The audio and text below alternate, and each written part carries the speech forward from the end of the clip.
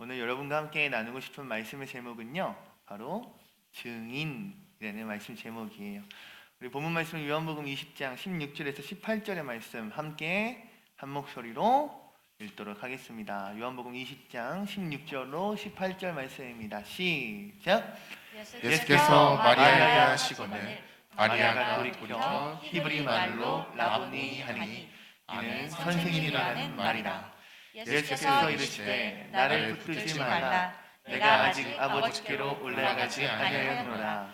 너는 내 형제들에게 가서 이르되 내가 내 아버지 곧 너희 아버지 내 하나님 곧 너희 하나님께로 올라간다 하라 하시니 막달라 막달라 마리아가 마리아가 가서 가서 제자들에게 내가 주를 보았다 하고 또 주께서 자기에게 이렇게 말씀하셨다 이르리라. 아멘. 말씀을 위하여 기도합니다. 하나님, 오늘 이 시간 우리 프리즘 부활주일 맞이하여 말씀 듣는 시간입니다. 주님, 오늘 선포되어지는 이 주님의 말씀이 우리 아이들에게 믿음의 고백이 되게 하시고 우리 아이들의 삶에서 이루어지는 실제하는 말씀이 되게 하여 주시옵소서. 모든 것 주님께 맡기오며 주 예수 그리스도의 이름으로 감사하며 기도합니다. 아멘. 할렐루야. 아멘. 인사합시다. 프리즘, 프리즘, 프리즘.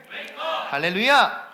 우리 옆에 있는 사람들 함께 인사 나눌 건데요, 이렇게 인사 나눠볼 거예요. 예수님께서 부활하셨습니다. 이렇게 인사 나눠볼까요? 예수님께서 부활하셨습니다. PPT 넘겨주세요.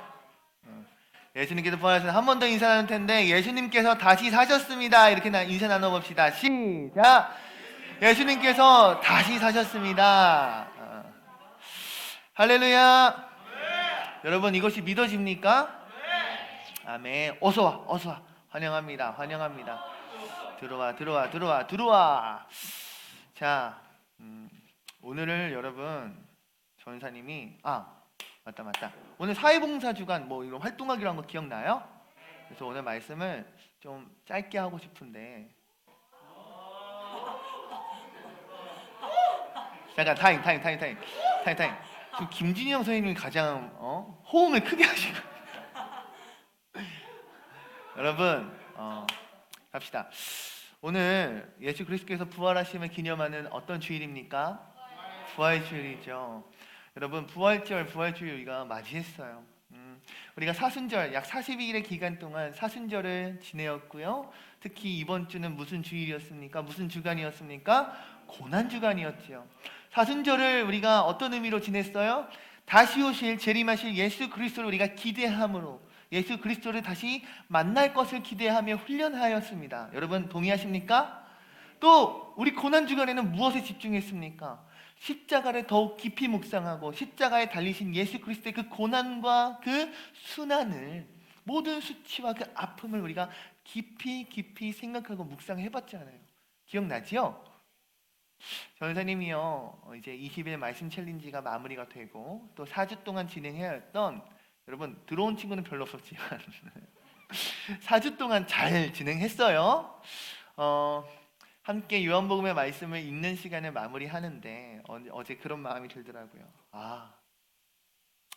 이 말씀 챌린지를 통해서 굉장히 예수에 대해서 더 깊이 들어가 보고, 또 어제 특히 16장에서 21장까지의 요한복음 마지막 부분을 읽으면서 예수님의 이 십자가와 또 부활 사건을 굉장히 깊이 묵상하며 나누게 되는 시간이었어요. 그래서 전쌤이 이렇게 나누었어요. 여러분과 함께 요한복음을 함께 읽고 묵상할 수 있어서 행복했습니다. 그래서 어제 밤에 10시쯤에 이제 모임이 끝나는데, 오늘 맞이할 이 부활주일이 너무 기대가 되는 거예요. 부활하신 예수님을 기념하는 이 부활주일이 너무 기쁨으로 기대가 되는 거 있지요. 여러분에게도 이러한 은혜가 있기를 소망합니다. 아멘. 부활은 기쁨입니다. 할렐루야. 부활은 우리가 꿈꿀 수 없었던 것을 소망하게 합니다. 할렐루야. 오늘 그러한 예배 됩시다. 여러분, 오늘 본문 말씀이 요한복음 20장의 말씀을 보면요, 19장의 말씀에서 쭉 이어져 오는 것이 있어요. 무엇이냐면 바로 십자가에서 죽임당하신, 십자가에 처형을 당하신 예수님의 이야기예요. 예수님은 십자가에서 죽음을 맞이하셨습니다. 죽음, 끝났다는 거예요. 예수 그리스도의 숨이 떠나갔고 예수 그리스도의 옆구리에는 창이 찔려서 죽은 자로서 그가 갖고 있던 모든 물과 피를 흘리셨습니다. 예수님은 말 그대로 그의 생명이 끝이 났어요. 그런데 그런 예수님께서 다시 살아나셨다라는 거죠. 19장을 지나 20장을 쭉 가다 보면 오늘 본문 말씀에 함께 읽었던 막달라 마리아라 하는 한 여인이 등장을 하게 됩니다. 근데 그 여인이 이 20장의 말씀을 쭉 보았더니 이 여인과 더불어 여러 여인이 예수 그리스도의 무덤을 향하여 나아가고 있었어요. 보니까 예수님의 그런 시신을 위하여 향유와 몰약과 이런 것들을 챙겨서 예수님의 시신을 이렇게 잘 정돈하기 위해 가고 있었던 것 같아요. 근데 예수님의 무덤이 있는 동산에 도착하였고 예수님의 무덤이 보이는 그곳에 도착했을 때 이 여인들이 놀랄 수밖에 없었어요. 왜냐? 예수님의 무덤이 열려 있었기 때문이에요. 무덤이 열려 있다. 즉 쉽게 말하면 요즘으로 따지면 관뚜껑이 열려 있다라고 표현할 수 있을까요? 근데 놀란 마음에 허겁지겁 그 무덤 안으로 들어갔더니 웬걸? 예수님의 시체가 사라진 것이 아니겠어요? 예수님을 따르던 이 무리들 중 하나였던 이 여인들은 너무 놀랐어요. 그리고 너무 슬펐어요. 사랑하시는 예수님께서 모든 고난과 수치와 그 고통 가운데 죽임을 당하셨고 그런 죽임을 당하신 예수님의 시체가 사라졌다? 무슨 상상이 들겠어요? 야, 우리 예수님께서는 죽으셔도 사람들에게 어떠한 해코지를 당하시는 건가? 우리 예수님의 시신은 어디 갔을까? 마음이 너무 아팠던 거죠. 도무지 알 수 없는 이 상황에 제자들도 놀라 뛰어오며 예수님의 시체가 사라진 것을 모두가 다 확인했다라고 오늘 본문은 말씀하고 있습니다. 그들 중에 마리아라는 여인이 슬피 울며 예수님의 무덤이 있는 그 동산을 거닐고 있던 중에 한 사람을 마주치게 됩니다. 근데 그 마주친 사람이 마리아에게 이렇게 얘기하죠. 어찌하여 이곳에서 울고 있느냐? 이러한 이야기를 듣고 이 마리아는요, 그 어둠 속에 있는 마주친 그 사람이 이 동산을 관리하는 동산지기인 줄 알았어요. 관리자. 그래서 그 관리자에게 이렇게 얘기합니다. 우리 예수님의 시체가 사라졌습니다.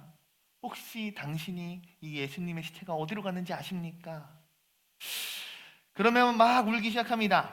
부활하신 예수님, 그 부활하신 예수님께서 자신의 앞에 있음을 마리아가 그 당시에는 알지 못했지요. 근데 그때 마냥 그 동산을 관리하는 동산지기인 줄 알았던 그 한 사람이 마리아의 이름을 부릅니다. 마리아야. 그때서야 마리아가 자신이 마주쳤던 그 사람이 괜찮아요? 그 사람이 자, 선생님 보자. 자, 집중. 괜찮아? 자, 그 사람이 예수님인 줄을 아는 거예요. 이해가 돼요? 예수님인 줄 모르고 동산을 관리하는 관리자 중 한 사람인 줄 알았는데 그가 마리아의 이름을 마리아야 라고 부르자 부활하신 예수님인 줄 알았다는 거예요. 여러분, 요한복음 20장 18절에 보면요, 예수님인 줄 알았던 마리아가 어떠한 행동을 취하였는지 우리가 말씀을 통해 알 수 있습니다. 우리 함께 읽어볼까요? 20장 18절 말씀입니다. 함께 읽습니다. 시작! 막달라 마리아가 가서 제자들에게 내가 주를 보았다 하고 또 주께서 자기에게 이렇게 말씀하셨다 이르니라. 아멘. 아멘. 오늘 설교 제목이 뭐라고 했죠? 증인이라고 했어요. 여러분, 증인이란 무엇입니까? 증인이 뭘까? 증인이란 사전적으로 이렇게 나와 있다고요. 어떤 사실을 증명하는 사람을 증인이라고 해요. 즉, 내가 무언가를 목격하였고 내가 알고 있는 그 사실이 있다면 그것을 증언하는 것, 내가 말함으로써 내가 본 것을 나타내는 것이 증인이 하는 역할인 거죠. 여러분 이해하시나요? 여러분 넘겨주세요. 영화 중에 혹시 증인이란 영화 아세요? 본 사람. 오케이. 우리 3학년 언니들은 이렇게 돼. 이렇게. 여러분, 변호사님도 이 영화를 19년도에 나왔으니까 19년도에 봤어요. 봤는데 우리가 잘 아는 배우들의 얼굴이 있지요. 정우성 배우와 우리 김향기 배우입니다. 우리 배우들 너무나도 유명하고 또 우리 김향기 배우는 천만 배우 뭐 이런 거잖아요. 수식어가 따라 붙는. 그래서 굉장히 재밌겠지, 어떤 감동이 있을까라는 마음으로 봤던 것 같아요. 근데 이 극 중에서 정우성은 변호사로 나오고요. 우리 김향기 배우는 지체장애를 갖고 있어서 한 7살 수준 정도의 지체를 갖고 있는 한 고등학생으로 나와요. 근데 이 영화 안에서 지체장애를 가지고 있던 이 김향기 배우는 우연히 집 건너편에서 일어나는 살인사건을 목격하게 됩니다. 그녀는 법정에서 그 살인사건을 목격한 사람으로서 유일하게 그 살인사건에 대하여 증언할 수 있는 유일한 목격자였어요. 그런데 이 소녀가 갖고 있었던 지체장애라는 것을 로 인하여 이 소녀가 그 법정에 서기까지 참 어려움이 있더라고요. 수많은 과정이 있더라고요. 지체장애가 가진 이 사람의 말을 어떻게 믿을 수 있느냐? 사람들의 편견과 또 이 가족들이 아픈 아이를 키우고 있잖아요. 그 아픔을 사람들에게 내보이면서 상처를 감내해야 하는 과정들도 있더라고요. 저 어린 소녀가 법정에 나와서 자신이 정신이 조금 다른 이들과 다르다라는 이유로 어찌 보면 공격받고 차별받고 증인의 역할을 하기까지 참으로 많은 일이 있었다라는 거죠. 편견과 싸우며 이 소녀는 계속해서 나아갔습니다. 넘겨주세요. 그러나 이 소녀는 세상의 편견과 사람들의 시선과 또 스스로 가지고 있을 그 두려움 모두를 이겨내고 법정에 서게 됩니다. 그러면서 극 중에 보면 엄마한테 이런 얘기를 해요. 엄마, 나 증인이 될래요. 엄마, 나 증인이 하고 싶어. 이 말을 하고 법정에 서게 됩니다. 이 소녀의 세상과 싸우는, 편견과 싸워야 하는 이 과정과 그리고 자신이 7살 정도의 수준의 지능이라고 했잖아요. 얼마나 낯설고 무섭고 두렵고 외로웠겠어요? 이 모든 것을 이겨내고 훌륭히 증인으로서의 역할을 잘 완수하였더니 소녀가 증인으로서의 이 역할을 잘 완수한 덕분에 법정의 재판관은 올바른 판단과 결정을 할 수 있게 됩니다. 만약 그 살인사건의 유일한 목격자였던 이 어린 소녀가 이 증인의 역할을 잘 감당하지 못했다라고 한다면, 그랬다면 그 살인사건은 제대로 해결이 되지 않았겠죠. 여러분, 이와 마찬가지로 오늘 부활하신 예수님을 처음으로 만났던 이 막달라 마리아라는 이 여인 또한 훌륭한 증인이었다라는 거예요. 그녀는 자신이 보고 들은 이 사실을 담대하게 그리고 정확하게 선포하기 시작합니다. 얘기하기 시작했다라는 거예요.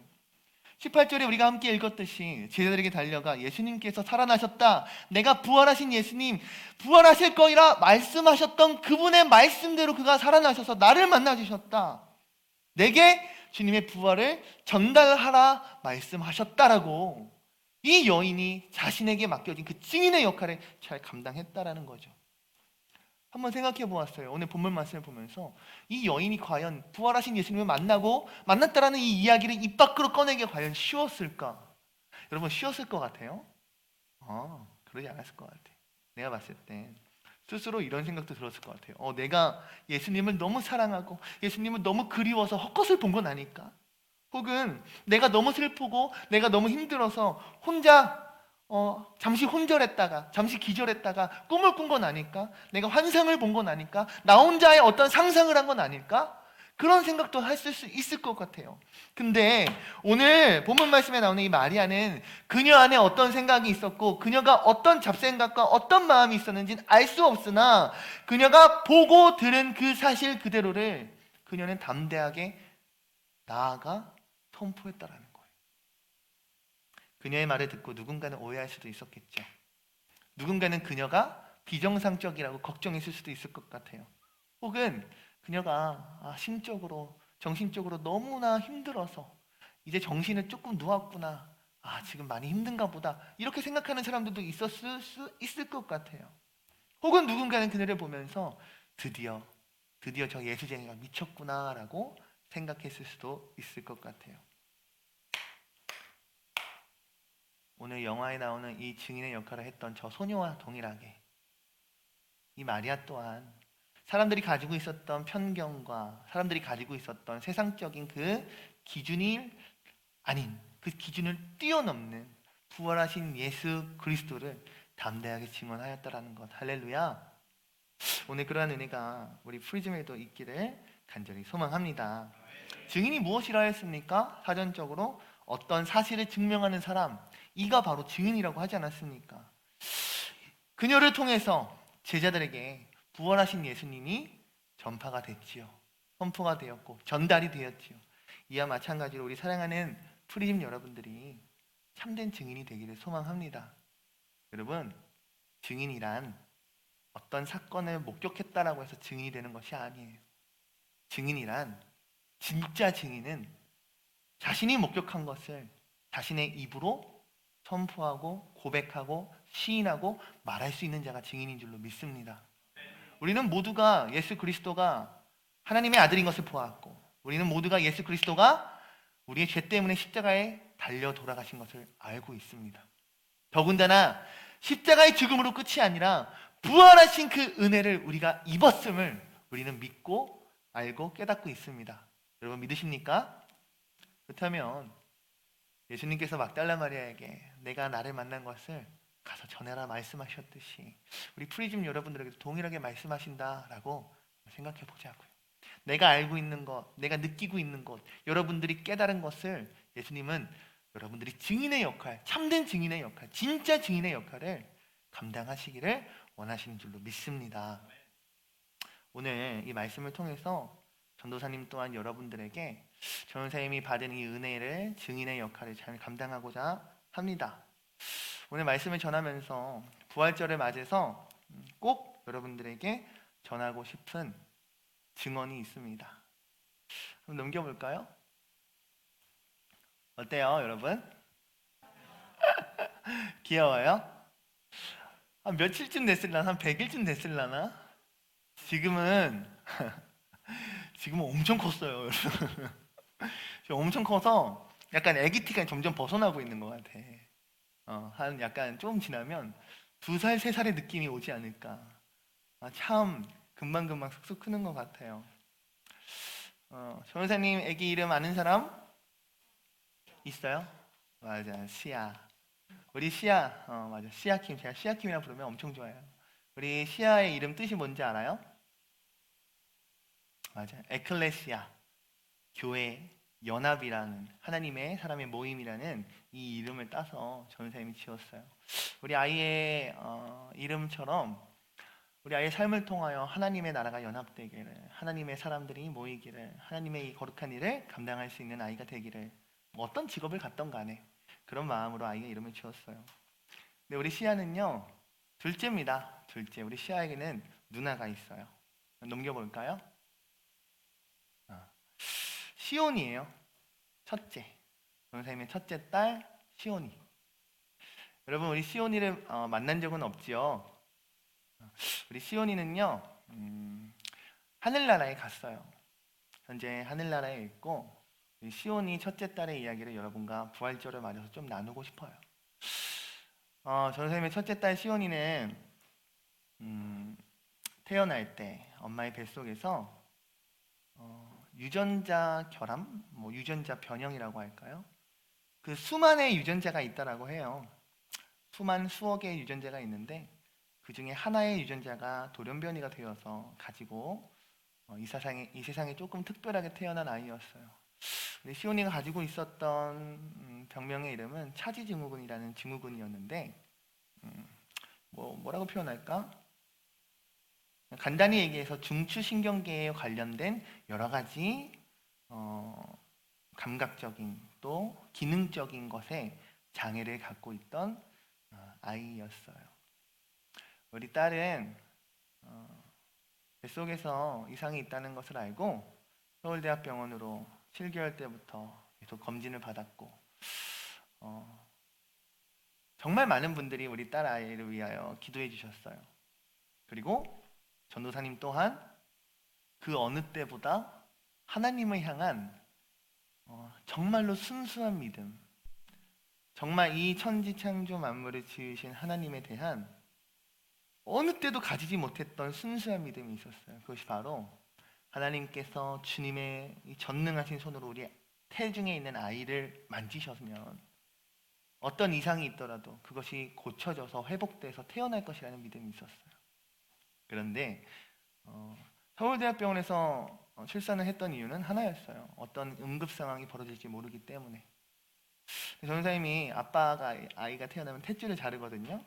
그래서 탯줄을 자르러 들어갔는데 한쪽 분만실 한쪽 구석에 응급실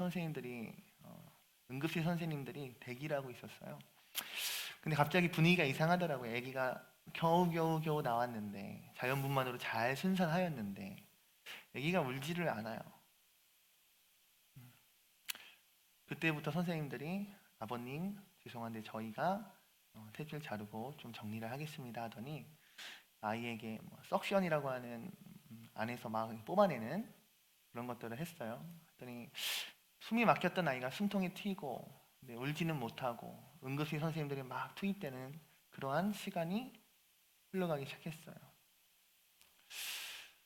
눈물이 너무 나오는데 출산을 하고 왜 아기가 울지 않아요? 라고 물어보는 아내에게 도무지 어떤 말도 해줄 수가 없이 그냥 어금니를 꽉 물으며 울음을 참고 있었어요.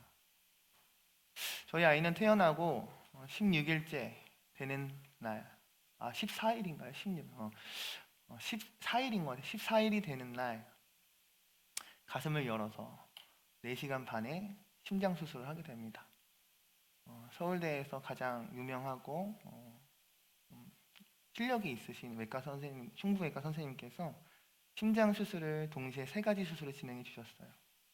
수술실 앞에서 할 수 있는 건 그저 우는 것밖에 없었어요. 하나님, 우리 아이 살려주세요. 우리 아이 이 시간이 지나면 우리 아이 괜찮아지겠죠. 하나님 믿어요. 그냥 울면서 하나님 앞에 수술실 앞에서 기도할 수밖에 없었어요. 근데 너무 감사하게도 정말 하나님 준비해 주신 좋은 선생님을 만나서 수술이 잘 끝났어요. 근데 정확히 4일 후에 아이가 한 번 더 큰 수술을 해야 한다라는 이야기를 들었어요. 그때도 울면서 하나님 앞에 기도할 수밖에 없었어요. 하나님 우리 아이 살려주세요. 살려주세요. 너무 감사하게 그 큰 수술 또한 또 한 번의 수술 또한 잘 마쳤어요. 근데 내가 가지고 있는 믿음대로라면 내가 기도했던 대로라고 한다면 가슴을 열어 수술하는 갓난 신생아의 그 시간 또 배에 구멍을 뚫어서 또 수술을 하는 그 수술이 끝났다면 잘 회복되길 당연히 바라고 원하고 기대했을 거 아니에요. 그러나 이유를 알 수 없는 그런 정상적인 수치로 돌아오지 않고 아이가 계속해서 토를 하고 알 수 없는 이유 때문에 계속 신생아 중환자실에 아이가 지냈어요. 그렇게 3개월여의 시간을 지냅니다. 저희는 대전에서 서울대학병원으로 일주일에 한 번, 많으면 2번, 30분 아이의 얼굴을 보기 위해서 서울을 왔다 갔다 했어요. 그러면서 3개월이 되었을 때 선생님이 이런 말씀 하시더라고요. 아이가 정서적으로 교감이 없으면 위험할 수 있으니 이 정도 수치면 일반 병실에서 케어할 수 있지 않을까 싶습니다. 이제 부모님과 함께 병원 생활을 시작하십시오. 너무 기뻤어요. 드디어 우리 가족이 다 모이는구나. 그곳이 집이던 혹은 병실이던 우리 가족이 모인다는 사실이 너무 기뻤어요. 그런데 쉽지 않더라고요. 처음으로 겪는 이 의료적인 케어, 더군다나 이 아이가 꽂고 있는 수많은 주사바늘과 링거줄과 여러 가지 상황이 쉽지가 않았어요. 그렇게 또 3개월이 지납니다. 아이가 태어난 지 6개월이 되었을 때 태어나게 되었어요. 근데 그걸로 끝이냐? 그렇지 않더라고요. 아이의 병명을 6개월이 지나서야 알게 되었어요. 선생님들도 알지 못했던 것을 저희가 네이버에 얼마나 검색을 했겠어요? 그런데 우리 아이의 증상과 비슷한 것들을 막 정보를 취합하다 보니까 선생님 이런 병이 있던데 혹시 아시나요? 검사해 줄 수 있나요? 라고 해서 알게 된 게 이 차지 증후군이라는 거였어요. 그러면서도 기도했던 것이 있어요. 이 힘든 시간이 있음에도 불구하고 하나님, 이것만은 간절히 기도합니다. 우리 아이 장애만은 없게 해주세요라고 기도했으나 저희 아이는 시각이 1급 시각 장애였고요. 청각 장애가 3급이었습니다.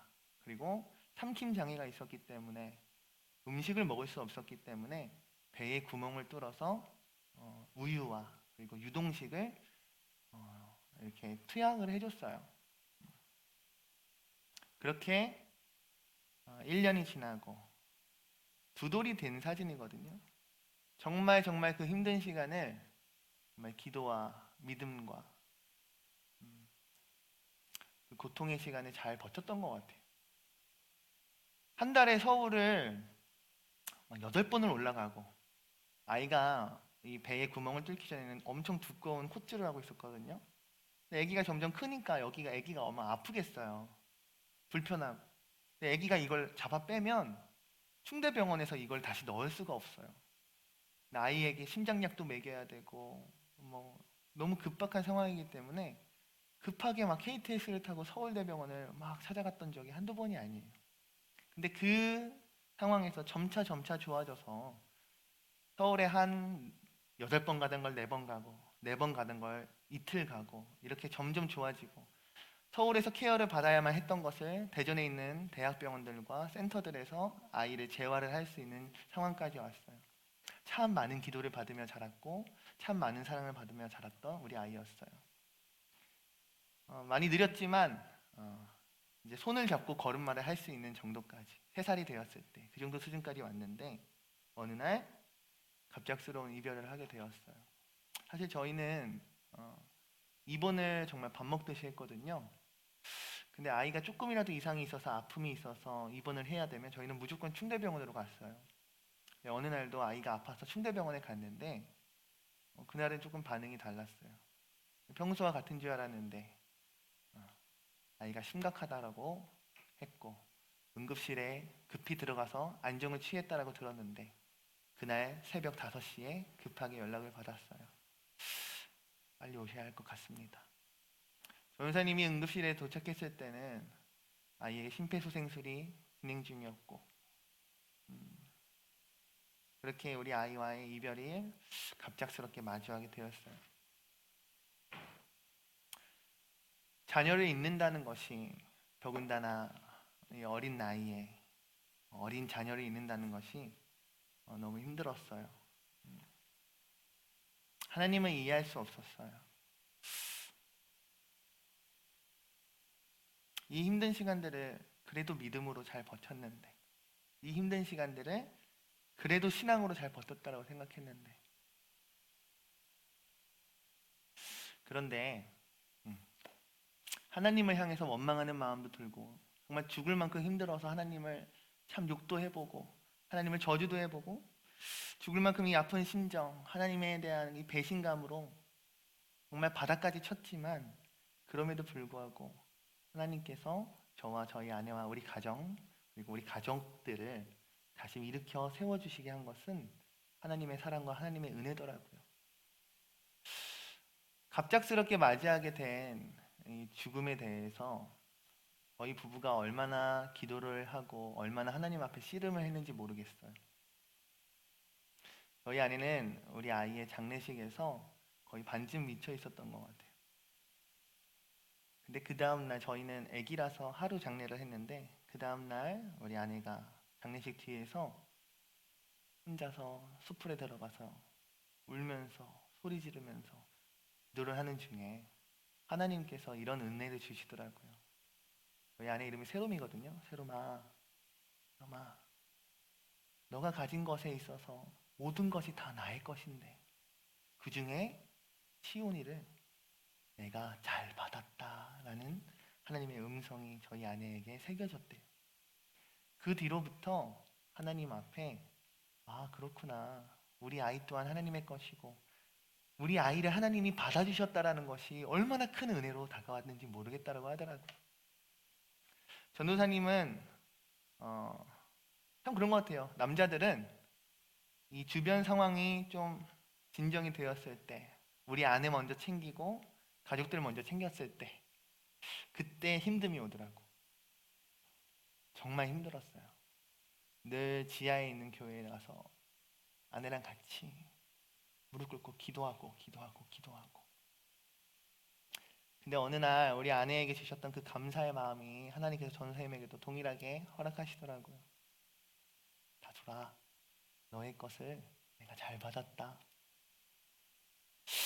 하나님께서 우리 자녀를 받아주셨다는 것이 전사님에게 어떠한 그 기쁨보다 더할 수 없는 감사함으로 나타납니다.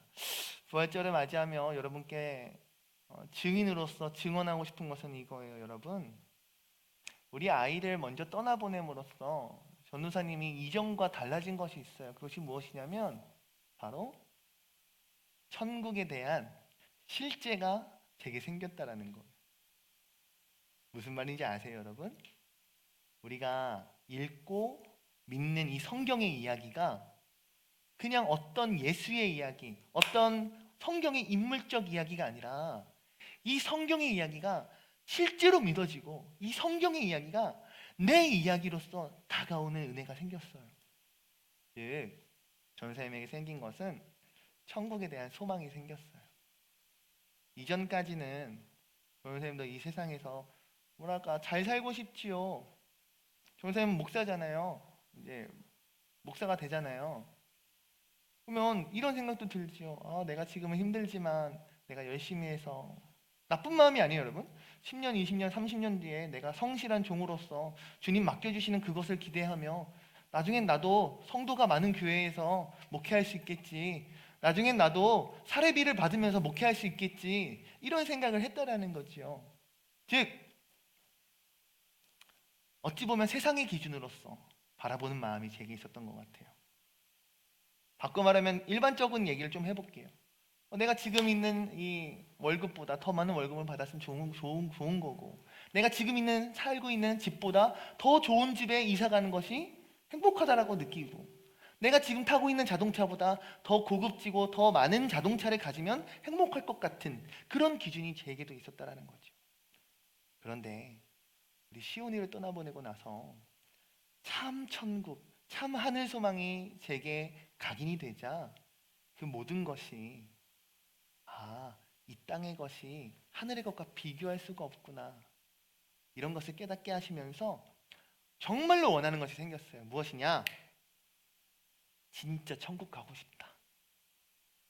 나 진짜 이 땅의 삶이 끝나는 날 하나님 나라 진짜 가고 싶다.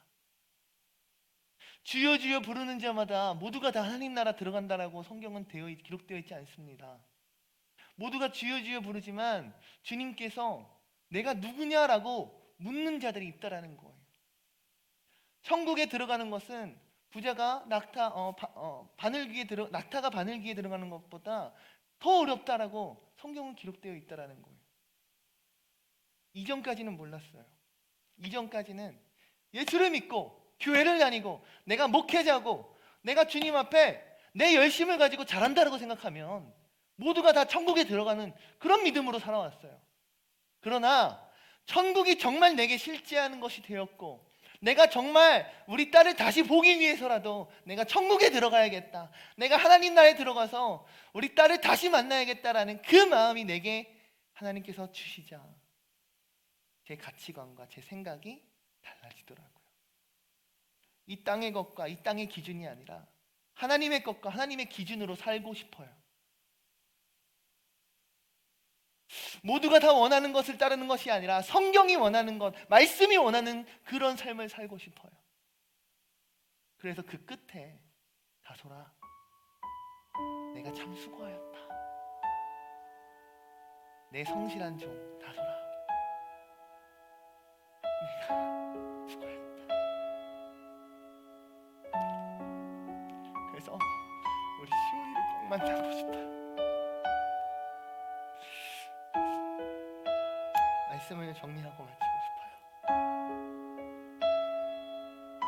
여러분, 주님은 여러분에게 증인이 되기를 원하세요. 이 땅에서의 삶이 끝이 아니라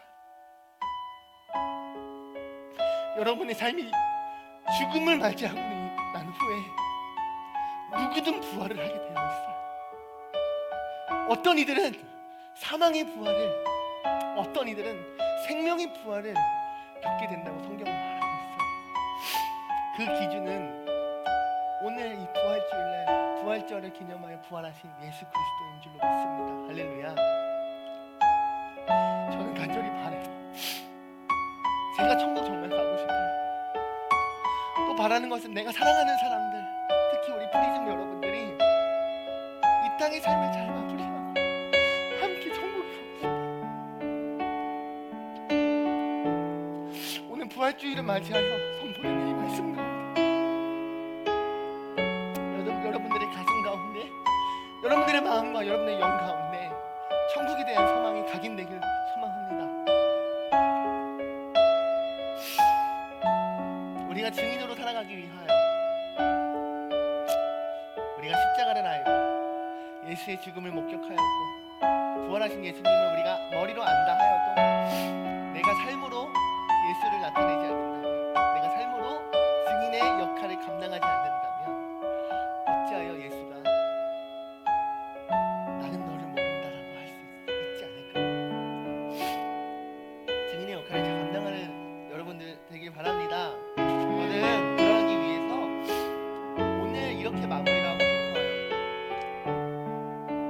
즉 예수를 전하는 전도자가 되기 위해서는 우리 예배가 살아나야 되겠구나. 우리 프리즘의 예배가 살아나야지 전도를 할 수 있겠구나. 우리의 예배가 먼저 세워져야, 내가 예배자로서 바로 세워져야 내가 예수를 증거하고 내게 있는 이 복음을 내 입 밖으로 낼 수 있겠구나. 그래서 여러분들이 참된 예배자가 되길 소망합니다. 우리 프리즘 예배가 시험 기간이던, 수련회가 끝났던, 내가 예수를 향한 마음이 죽었던 어떤 상황이든 간에 다시 살아나야 된다는 거예요. 요즘에 보이지 않는 친구들이 너무 많아요. 선생님들은 우리 결석하는 친구들 더 품어줬으면 좋겠어요. 우리 아이들의 영적인 생명이 달리는, 그리고 우리 친구들 또한 지금 보이지 않는 친구들을 품어줘야 돼요. 그들의 영적인 생명이 달린 일이에요. 나만 잘하면 되지, 나만 열심히 하면 되지가 아니라 하나님 나라에 모두가 함께 나갈 수 있는 프리즘 되기를 꿈꿔요. 그런 마음으로 우리가 이 찬양을 불러드리겠습니다. 예배자라는 찬양입니다. 들어 만져도 돼요.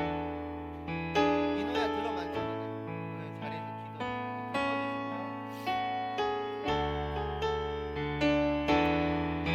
가사의 마음이 우리에게 있어야 우리가 참된 증인의 삶을 살 수 있지 않을까. 이 가사의 고백이 내 삶에 이루어져야 내가 부활하신 주님을 내가 입 밖으로 낼 수 있지 않을까. 그런 생각으로 드리겠습니다. 함께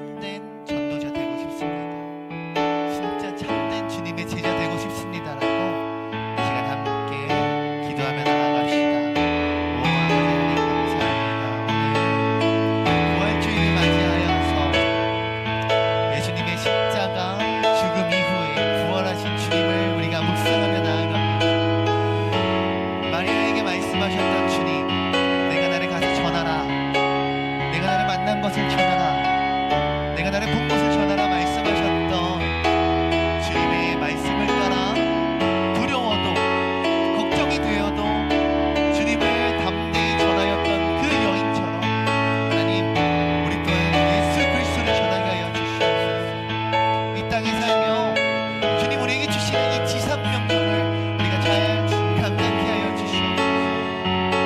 하나님 이를 통하여 하나님 영광 받으시고, 이를 통하여 하나님 주의 이 복음이 우리 아이들의 삶, 우리 아이들의 주변과 가정과 친구와 모든 영향력 가운데 가득하기를 기도합니다. 하나님 함께하여 주시옵소서. 함께하여 주시옵소서. 아버지 온전히 주님 함께하여 주시옵소서.